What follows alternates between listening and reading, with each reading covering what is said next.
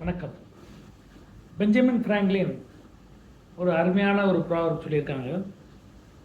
Human happiness comes not from infrequent pieces of good fortune but from the small improvements in daily life.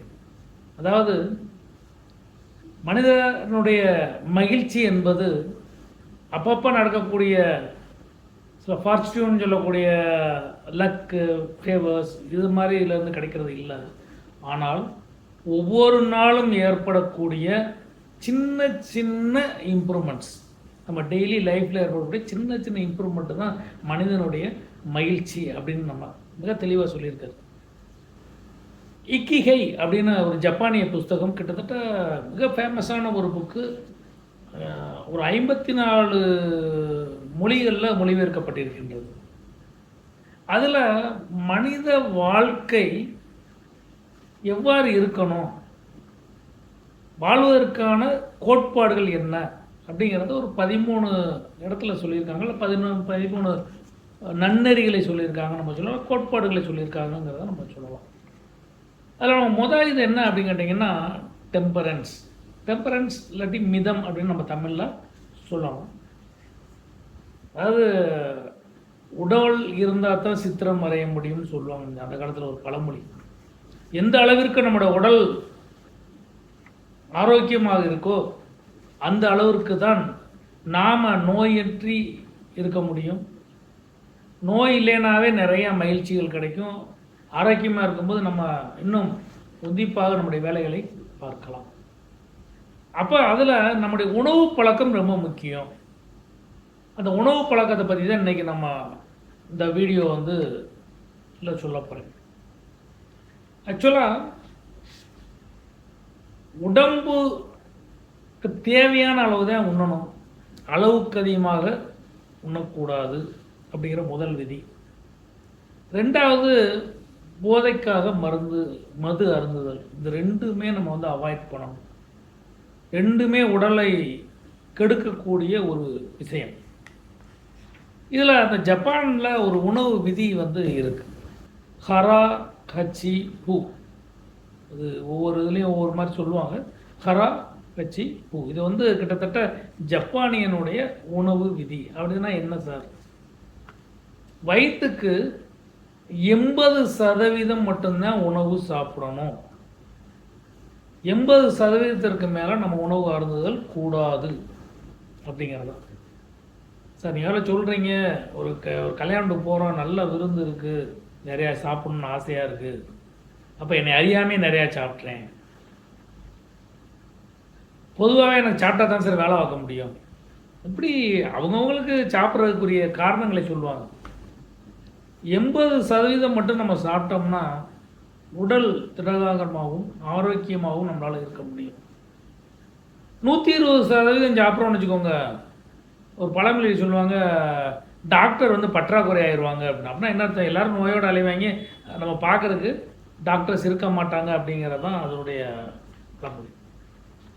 இப்போ இது எப்படி நடைமுறைப்படுத்துறது? எப்படி sir நீங்களால் சொல்கிறீங்க 80% மட்டும் சாப்பிட்னா எப்படி சார் எங்களால் சாப்பிட முடியும் அப்படிங்கிறது? ஒன்று ஈட் மோர் ஸ்லோலி, மெதுவாக உணவு அருந்துங்க, பைய சாப்பிடுங்க. எவ்வளோக்கு எவ்வளோ பைய சாப்பிடுமோ அவ்வளோக்கு எவ்வளோ பைய சாப்பிடணும். பொதுவாக இது அவசர உலகம், ஃபாஸ்ட் ஃபுட்டு காலம். எங்கேயா என்னத்தையும் அள்ளி போட்டு போகக்கூடியது. உணவு அருந்துறத பைய சாப்பிடுங்க. இல்லை 2 அட்வான்டேஜ் கிடைக்கும். ஒன்று செரிமானம் ஆகும், இன்னொன்று என்ன அப்படின்னு கேட்டிங்கன்னா நமக்கு ஒரு ஃபீலிங் இருக்கும், ரொம்ப நேரமாக சாப்பிட்டுட்டு இருக்கோம், நல்லா சாப்பிட்டுங்கிற ஒரு நிறைவு இருக்கும். ஸோ மெதுவாக சாப்பிடுங்க. ஃபோக்கஸ் ஆன் ஃபுட், உணவுக்கு மட்டும் கவனம் செலுத்துங்கள். ஃபோக்கஸ் ஆன் ஃபுட், உணவுக்கு மட்டும் கவனம் செலுத்த என்ன சார் செய்யணும்? நம்மளுடைய பழக்கம் என்ன? ஒரு ஆள் பேப்பர் படிச்சுக்கிட்டு இருப்பார், ஒரு ஆளை பார்த்தீங்கன்னா டிவியை பார்த்துக்கிட்டு இருப்பார். இப்போ நம்மளை கெடுக்கிறதுக்குன்னு மொபைல் ஃபோனை பார்த்துக்கிட்டே சாப்பிடும். என்ன சாப்பிட்றோன்னே தெரியாது, அள்ளி உள்ளே போட்டுக்கிட்டே இருப்பாங்க. ரசித்து ருசித்து சாப்பிடுங்கள், ஆசை ஓட்டு சாப்பிடுங்கள். இப்போ அந்த டேஸ்ட்டை உணர்ந்து சாப்பிடுங்க. அப்போ செரிமான சக்தி நம்ம உமிழ்நீர் சுரக்கும். எப்போ நம்ம நல்லா ரசித்து சாப்பிட்றோமோ, ருசித்து சாப்பிட்றோமோ, உமிழ்நீர் சுரந்து செரிமான சக்தி ஆட்டோமேட்டிக்காகவே கூடும். சின்ன தட்டில் சாப்பிடுங்க, இல்லை கண்ணாடி தட்டில் சாப்பிடுங்க, பவுல் மாதிரி வச்சு சாப்பிடுங்க. பவுல் சின்னதாக இருந்து உயரமாக இருக்கிற மாதிரி சாப்பிடுங்க. நிறையா நம்ம ஜூஸ் கடையில் நம்மளை ஏமாற்றுவாங்க, பார்த்துருப்பீங்க. நீளமாக கொடுப்பேன், நிறைய ஜூஸ் இருக்கிற மாதிரி ஒரு ஃபீலிங் இருக்கும். பார்த்தீங்கன்னா கீழே கீழே சின்னதாக இருக்கும், பெரிய இதெல்லாம் இருக்காது. பார்த்தோன்னா ஐஸ்கிரீம் இதெல்லாம் ரொம்ப நிறையா இருக்கிற மாதிரி ஒரு ஃபீலிங்காக டக்குன்னு சாப்பிட்டு முடிச்சிடும். காரணம் நான் பார்த்தோன்னா நமக்கு என்ன இருக்கும், நிறையா சாப்பிட்றோங்கிற இது இருக்கும். இந்த 3 விதியை நம்ம பயன்படுத்தினாலே நம்ம கிட்டத்தட்ட இந்த 80% உணவுங்கிறது கூட முடிஞ்சிடும். இந்த புத்தகத்தை எழுதுனவங்க சும்மா ஒன்றும் எழுதிடலாம். இது சரிதானா, நம்ம சொல்கிற சரிதானாங்கிறத ஒரு ஆராய்ச்சி மூலமாக பார்த்தாங்க. அது கிட்டத்தட்ட பார்த்திங்கன்னா ஒகினாவா தீவு அப்படிங்கிறது நம்ம ஜப்பானில் இருக்குது. அங்கே நிறைய பார்த்திங்கன்னா வயதானவர்கள் வாழ்கிறாங்க. 100 வயசுக்கு மேலே இருக்கவங்க ஜாஸ்தி இருக்காங்க. கிட்டத்தட்ட 1 லட்சத்தில் 50 பேர் பார்த்திங்கன்னா 100 வயசுக்கு மேலே இருக்கவங்க அந்த ஒகினாவா தீவில் இருக்காங்க. இப்போ கம்பேரிட்டிவ் மற்ற ஏரியாவை காட்டிலும் இந்த உணவு முறையை கொண்டுள்ளவர்கள் அதிக நாட்கள் வாழ்கிறார்கள் அப்படிங்கிறது ஒரு ஆணித்தரமான உண்மை. அது மட்டும் இல்லை, ஒகினா தீவில் பார்த்தீங்கன்னா 60 வயசுக்கு மேலே இருக்கவங்களுடைய பிஎம்ஐ, அதாவது பாடி மாஸ் இண்டெக்ஸ் நம்ம சொல்கிறோம் இல்லையா, உடல் நிற குறியீடு அப்படிங்கிறது. பொதுவாக உடல் நிற குறியீடுன்னா உங்களுக்கு தெரியும், 18.5 கிலோ கம்மியாக இருந்துச்சுன்னா நம்ம வந்து அண்டர் வெயிட்டுன்னு சொல்லலாம்.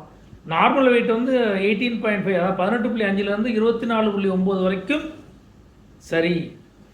25க்கு மேலே பிஎம்ஐ இருந்தாலே உடம்பு வந்து கொஞ்சம் அதிகம், அதாவது 29.9 வரைக்கும் எடை அதிகமானவங்க, எடை கூடினவங்கன்னு சொல்லலாம். 30க்கு மேலே போயிடுச்சுன்னா கிட்டத்தட்ட இந்த ஒபிசிட்டி இருக்கக்கூடியவங்க. இந்த ஒகினாவா தீவில் எடுத்துக்கிட்டோம்னா அங்கே 60 வயதுக்கு மேலே இருக்கிறவங்க 18லேருந்து 22 தான் பிஎம்ஐ இருக்குது. இதே சராசரியை நம்ம வந்து அமெரிக்கா இந்த மாதிரி பெரிய நாடுகளில் போய் பார்த்தோம்னா 26லேருந்து 27 சாதாரணமாக இருக்காங்க. அப்போ உடல் எடை அதிகமாக இருக்கும் பொழுது எல்லா நோயும் வரும்.